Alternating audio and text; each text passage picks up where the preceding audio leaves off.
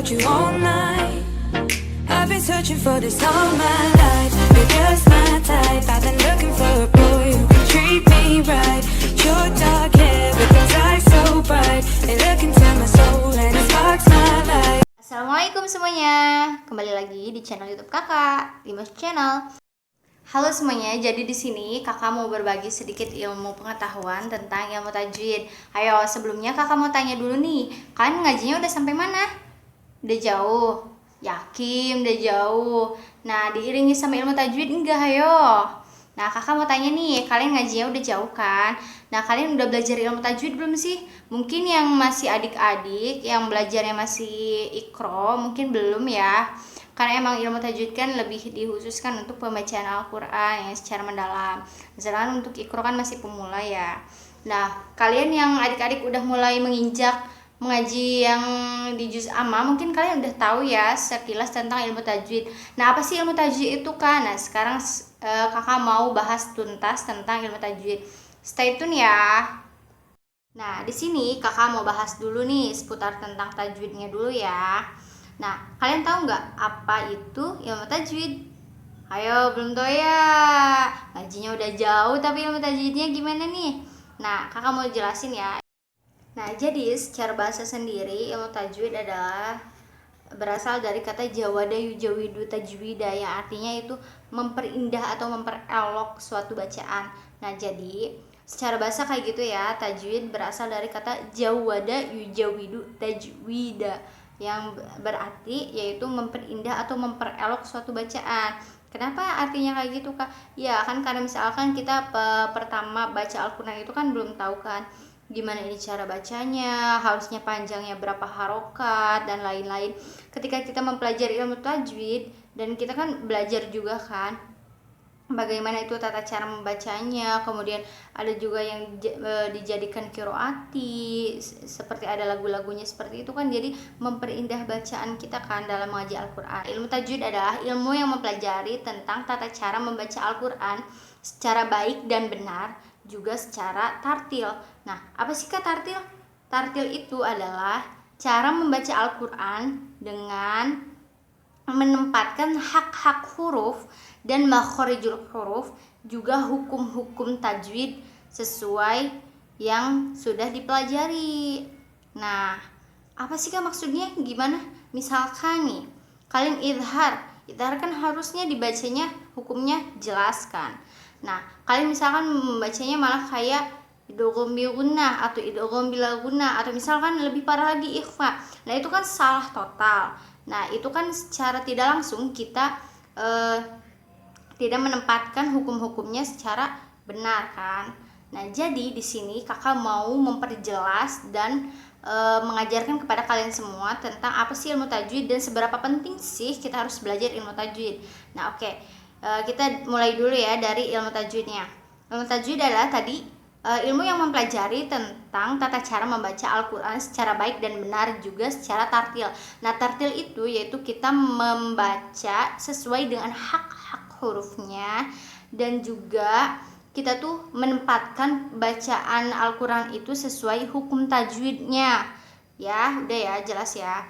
Nah, adapun landasan hukum untuk ilmu tajwid itu sendiri yaitu Quran surat Al-Muzammil ayat 4 yang berbunyi a'udzubillahi minasyaitonirrajim bismillahirrahmanirrahim warattilil qur'ana tartila, yang artinya yaitu bacalah Al-Quran itu dengan perlahan-lahan. Nah, sedangkan Al-Quran itu menyebutkan tartil itu adalah kita membaca secara perlahan. Apa sih kak gunanya kita baca Al-Quran secara perlahan? Berarti kalau misalnya kita bacanya secara ngebut-ngebut atau misalnya cepat-cepat itu kita salah dong? Enggak salah juga. Di sini Al-Quran itu menjelaskan bahwasannya biar kita bacanya perlahan itu kita menerapkan sesuai hak-haknya dengan benar. Misalkan kita masih baru belajar ilmu tajwid dan ingin menerapkan ke dalam Al-Quran, langsung membaca Al-Quran sambil menerapkan ilmu tajwidnya. Nah, otomatis kita harus pelan-pelan kan, agar misalkan kita tuh bacanya benar-benar sesuai dengan tajwidnya. Kayak misalkan harusnya dibacanya iqlab, terus misalkan harusnya mimati ketemu ini harusnya kayak gini, dan misalkan wakofnya harus kayak gimana tanda bacanya kan. kayak gitu. Nah, makanya dalam Al-Qur'an itu menjelaskan warattilil Qur'an tartila. Tartila ini di sini yaitu harus secara perlahan, harus secara benar-benar detail bacanya gitu ya. Ngerti ya? Terus kalau misalnya orang baca secara keras-keras itu berarti enggak tartil dong Kak. Tartil. Jadi tingkatan membaca dalam Al-Quran itu sesuai ilmu tajwid itu menurut Imam Al-Syuyuti itu ada 3 ya. Nanti kita bahas bareng-bareng ya. Ada yang secara perlahan atau misalnya orang yang masih baru, dan ada yang orang yang masih setengah belajar. Jadi misalkan kayak dia udah menguasai juga ilmu tajwidnya tapi masih proses dalam menerapkannya. Ada juga orang yang sudah mahir dalam ilmu tajwidnya sehingga membacanya itu secara cepat namun masih tetap dengan keadaan tartil. Tartil itu maksudnya lebih menerapkan ilmu tajwidnya dan hak-hak hurufnya ya di sini ya. Oke. Nah, sedangkan di sini Kakak mau ngebahas juga, Kak, kita sebagai umat muslim wajib banget ya belajar ilmu tajwid. Wajib banget. Kenapa wajib banget, Kak? Iyalah wajib. Kenapa wajib? Kita itu umat muslim. Ketika kita ingin mengaji, kita harus benar-benar menguasai ilmu tajwidnya terlebih dahulu. Terus hukumnya apa Kak kita mempelajari ilmu tajwid? Nah, mempelajari ilmu tajwid itu hukumnya fardu ain. Apa sih Kak fardu ain? Fardu ain itu adalah suatu hukum yang diterapkan kepada setiap hamba atau setiap manusia dalam memenuhi kewajibannya.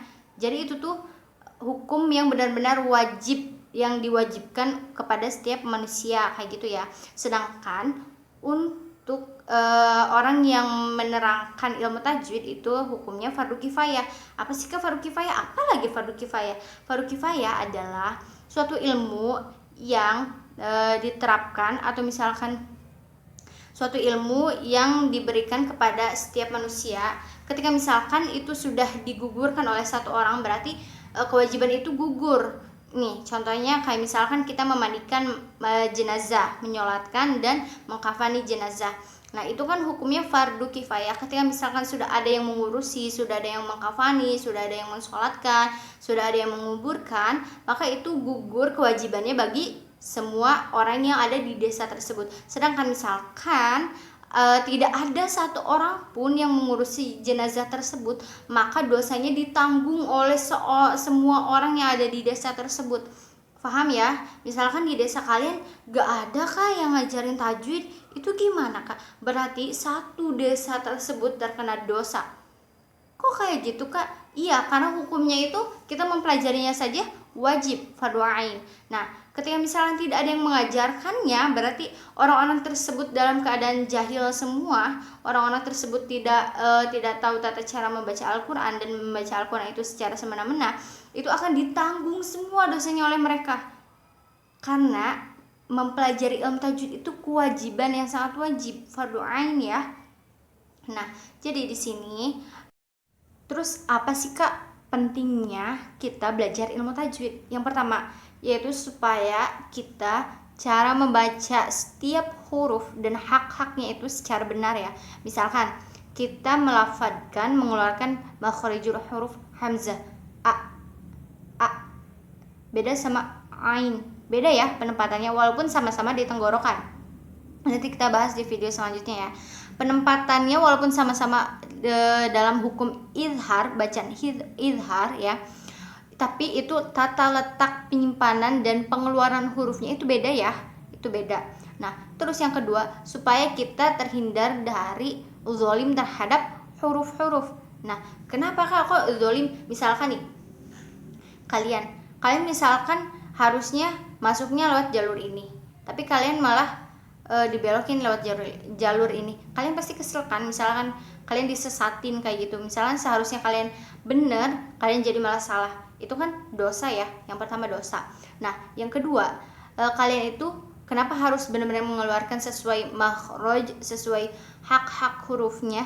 Karena nanti huruf-huruf yang kita baca itu akan menuntut kita di akhirat.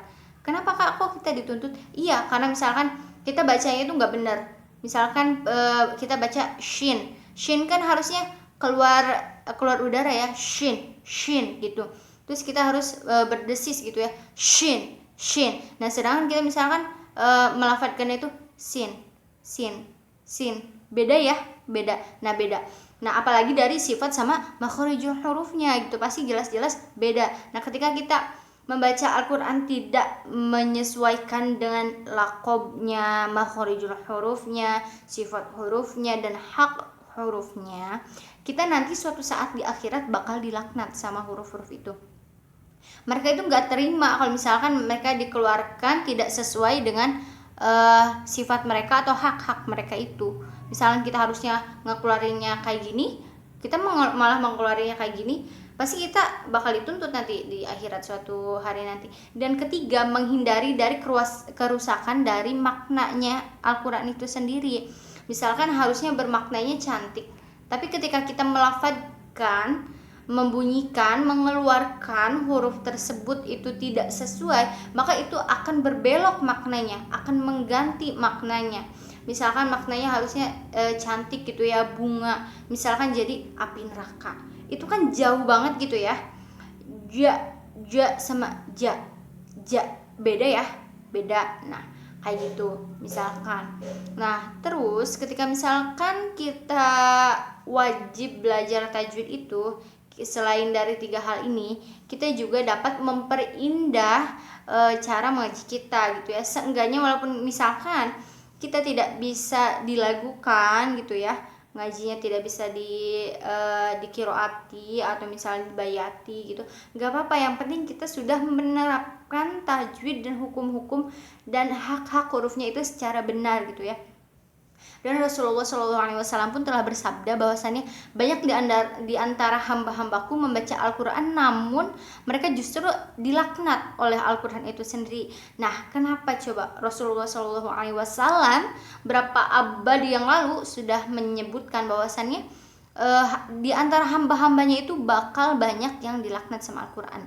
Ayo, emang kita nggak takut dilaknat sama Al-Quran? Sedangkan Al-Quran itu salah satu mukjizat yang terbesar yang diberi oleh Allah kepada Kanjeng Nabi Muhammad SAW. Nah, sedangkan itu sangat bermanfaat ketika bisa menolong kita di akhirat nanti. Sedangkan kita yang mengajinya justru malah dilaknat oleh Al-Quran sendiri. Na'udzubillahi min dzalik ya.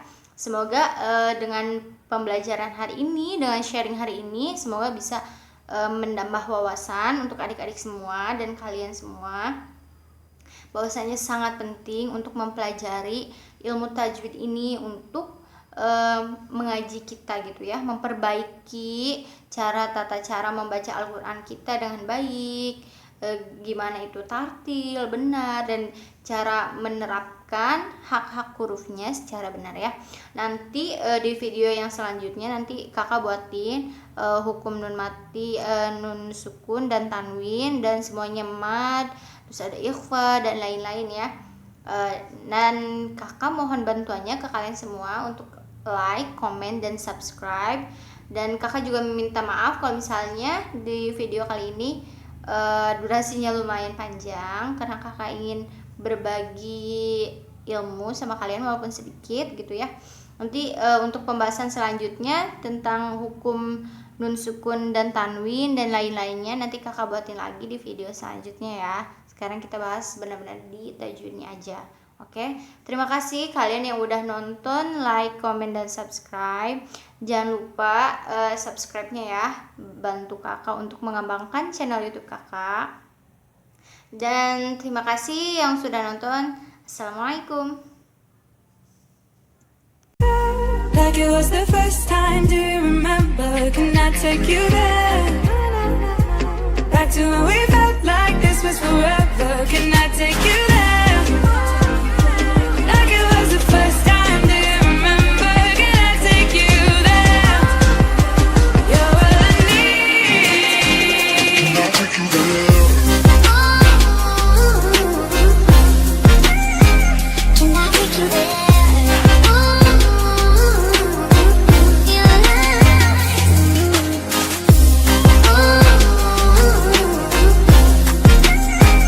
Can I take you there?